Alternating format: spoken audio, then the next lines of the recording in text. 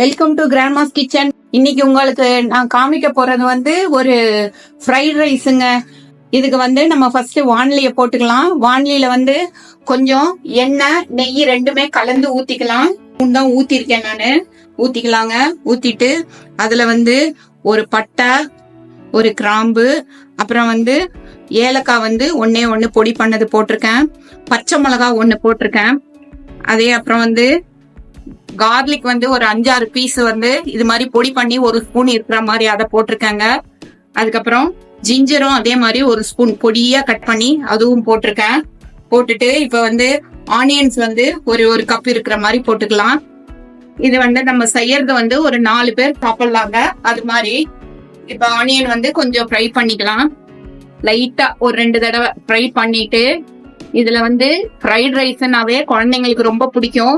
இதை நம்ம ஆஃப் பண்ணி செஞ்சு கொடுக்கலாம். இது வந்து ரொம்ப ஹார்ம்லெஸ், ரொம்ப காரம் எதுவுமே இருக்காது. ஆனா நிறைய வெஜிடபிள்ஸ் போகும் இதுல. இப்ப வந்து பச்சை பட்டாணி ஒரு சின்ன கப் அளவு எடுத்துக்கலாம், அதையும் போட்டுக்கலாம். அப்புறம் வந்து yellow colour capsicum, red colour, அப்புறமா கிரீன் கலர், இது எல்லாத்தையுமே போட்டுக்கலாம்.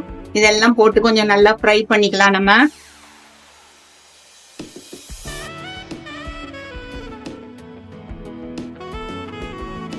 இது கூட இந்த வயலட் முட்டைக்கோசு கட் பண்ணி வச்சிருக்கேன், அதையும் போட்டுடலாம்.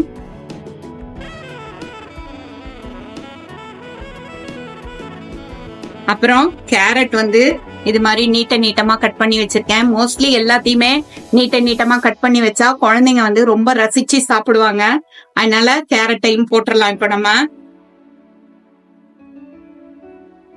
அதுக்கப்புறம் பீன்ஸையும் வந்து இது மாதிரி நான் நீட்டமா கட் பண்ணி வச்சிருக்கேன். பீன்ஸை வந்து கிராஸா வச்சு இப்படி கிராஸா கட் பண்ணோம்னா இது மாதிரி நீட்டமா வரும். அது மாதிரி நம்ம கட் பண்ணி வச்சிருக்கிறத அதையும் போட்டுடலாம். போட்டுட்டு எல்லாத்தையுமே ஃப்ரை பண்ணலாம். கொஞ்சம் ஒரு 2 நிமிஷம் ஃப்ரை பண்ணிட்டு அப்படியே அடுப்ப சிம்ல வச்சு மூடி வச்சிடலாம். மூடி வச்சோம்னா ஓரளவு இதுல தண்ணி ஊத்தக்கூடாது. தண்ணி ஊத்தினோம்னா ஒரு மாதிரி சொதான்னு ஆயிரும். அதனால மூடி வச்சியே ஃப்ரை பண்ணலாம். பாருங்க எவ்வளவு வெஜிடபிள்ஸ் இருக்குன்னு கொஞ்சம் பாருங்க.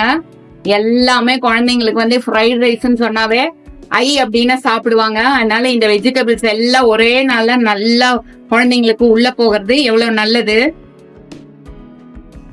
இத வந்து இப்போ அடுப்ப வந்து சிம்ல வச்சுட்டு அப்படியே மூடி வச்சிடலாம்.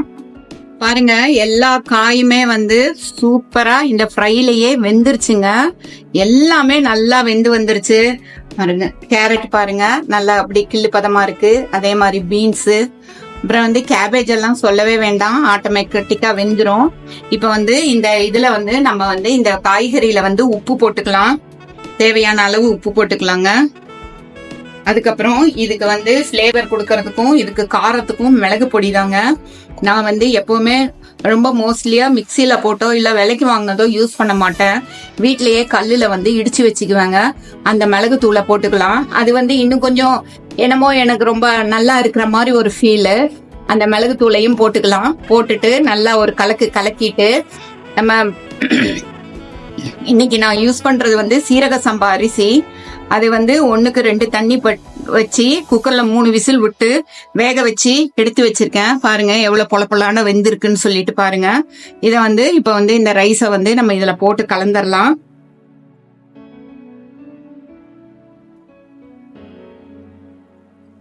இது வந்து ஒரு நான் சொல்றது வந்து ஒரு 4 பேர் சாப்பிடுற அளவுக்குங்க.